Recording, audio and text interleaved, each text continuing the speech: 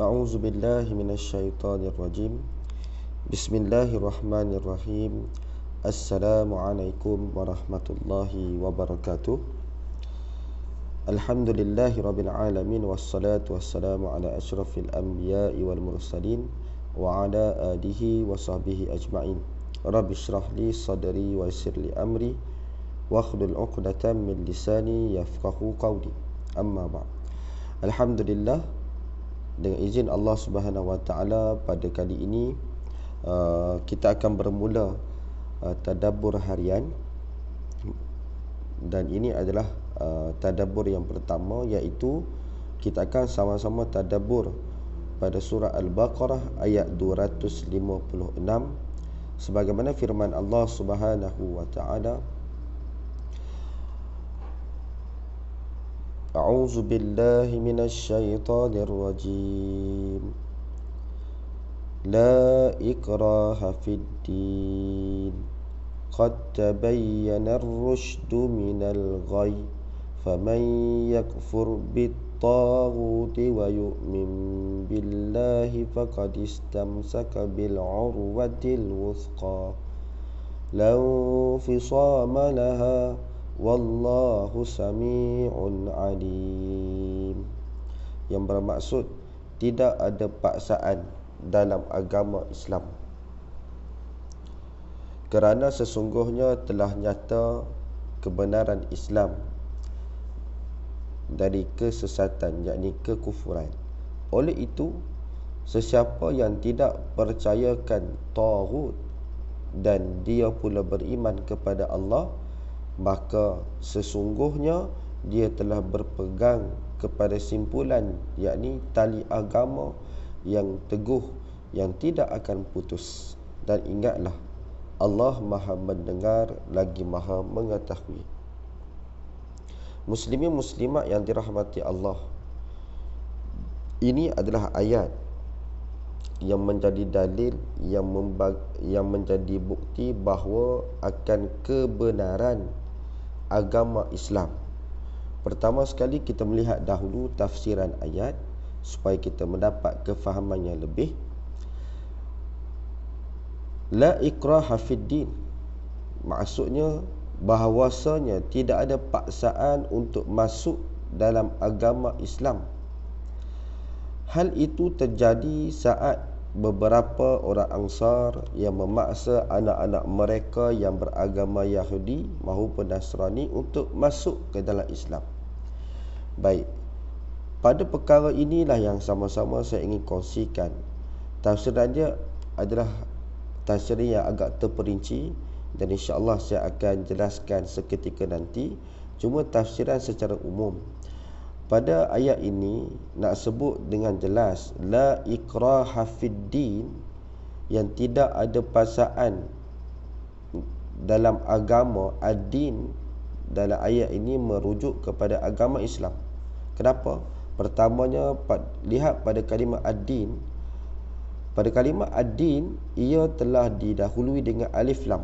Sebagaimana yang kita maklum, kalau kalimah bahasa Arab, apa jua kalimah bahasa Arab yang didahului dengan alif lam, ianya adalah membawa maksud khusus, dan diterjemah oleh keseluruhan para alim ulama yang menafsir pada kalimah ini bahawa maksud ad-din di sini adalah agama Islam. Maksudnya apa? Tidak ada paksaan untuk masuk ke agama Islam ini bukanlah membawa maksud sebagaimana yang difahami oleh segelintir di kalangan mereka yang berfahaman pluralisme.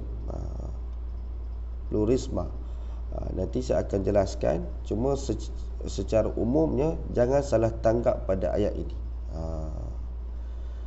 Kemudian pada part yang kedua disebutkan qad tabayyana rusydu minal ghayy.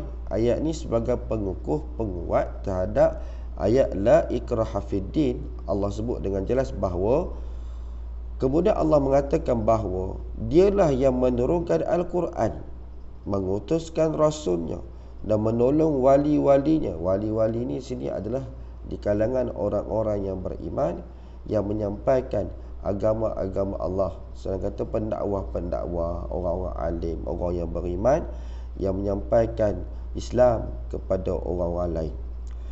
Akan tersingkaplah petunjuk atas kesesatan. Jelas pada ayat sebut qad tabayyana, sesungguhnya telah tabayyana ni diambil daripada kalimah bayana. Kalau siapa pernah dengar kalimah bayan, penjelasan. Tabayyana nak menyatakan bahawa jelasnya, nyatanya. Ar-rusydu ni maksudnya petunjuk ataupun kebenaran. Yakni kebenaran apa? Yakni kebenaran Islam itu sendiri minal ghayy, daripada kesesatan, yakni kekufuran. Jadi maksudnya Allah telah menurunkan Al-Quran, la raiba fi hudal lil muttaqin, dalam surah Al-Baqarah ayat 2 sebut kan. Dan juga Allah mengutuskan rasulnya, yakni Nabi Muhammad sallallahu alaihi wasallam, kemudian dibantu oleh para sahabat, para tabi'in, para tabi'in, para ulama, lalu tersingkaplah petunjuk atas kesesatan. Mana kata jelas dari sini yang benar hanya agama Islam berbanding agama-agama yang difahami oleh mereka yang non-Muslim, ia adalah sesat dan sesungguhnya kebenaran mengatasi kebatilan.